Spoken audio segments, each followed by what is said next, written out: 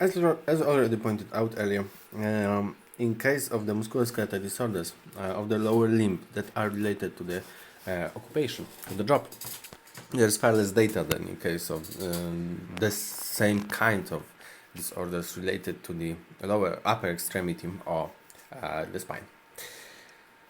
So, in case of the foot and ankle injuries, this is also not so good. But let's just look a bit on this. So, just to remind the anatomy, as we have the fibula, we have the tibia. Both of them create the malleoli that are articulating. All of this is articulating the talus, and it creates the ankle joint. And of course, later we have the bones of the foot, like the calcaneus, navicular, cuboid, and so on. So, the ligaments of the ankle are a source of mechanical stability and direct the motion of the joint. Sprains occur when these ligaments tear due to sudden stretching. Yes? So, when we have those ligaments and they would suddenly be stretched, they can tear. I suppose it's quite obvious. So, when those tears would happen, usually those tears are happening during the sudden twisting. Yes, like for example during forcefully stepping on uneven surface. This injury can usually be classified on the basis of the physical examination by using the method of injury as a guide to determine the location of the sprain. Generally, most of the foot and ankle injuries are related to inversion and eversion. Yes, so these two movements, where exaggerated, are usually the source, the cause of the pathologic mobility. So of the sprains generally. So of the pathologies of the ligaments.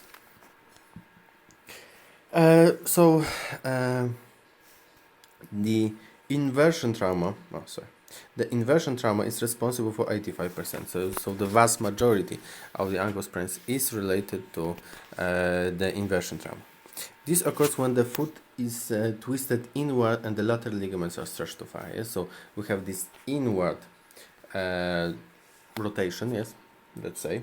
Okay, it's inversion. Let's not tell it that it's rotation because it's something different. So it's inward movement. And this inward movement is leading to the stretching of the lateral ligaments, and if they are stretched too much, if they are stretched too forcefully, they will tear and we will have the ankle sprain. Eversion sprains are a result of the foot being twisted outward, yes, causing the medial ligament to be stretched too far. Yes? So we have either the lateral ligaments during the inversion or medial ligament during the eversion injury. Symptoms of sprain include pain, swelling, occasional bruising around the area of the injury. A high ankle sprain occurs when the syndesmotic ligament, the ligament above the joint, is injured as well. Yes, so this ligament that is joining the tibia and the fibula. So, there are three grades of ankle sprains. Grade 1, sprains caused by stretching of the ligament, and symptoms usually are limited to pain, tenderness, and swelling. Grade 2, partial tear of the ligaments, and grade 3, complete tear of the ligaments. These are the possible cases. An ankle fracture is quite common. And usually has a low complication rate if managed carefully. This is important if managed carefully. If they are not managed carefully, it can lead to very fast development of the osteoarthritis. Malleolar fractures tend to be stable if there is no collateral or syndesmotic injury present. It is important to make sure that these injuries are isolated because medial malleolus fractures can often disturb lateral or posterior structures. Yes? So it all depends how many structures how much they are affected. Posterior malleolar fractures occur either as the part of the penile fracture from and even from eversion force. These kinds of fractures rarely occurs in irrelation and are usually unstable injuries. Bimalleolar fractures are the fractures that will affect both malleolus, so malleolus lateralis and medialis, incorporate fracture of both the lateral and medial malleoli. They are unstable and they are usually the result of the eversion forces, so they will happen usually because of the eversion.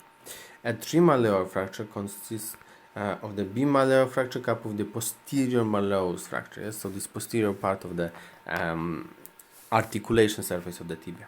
This type of fracture are unstable, occur with injuries that involve great force and have high risk of complication. Obviously, yes, because a lot of things might be injured.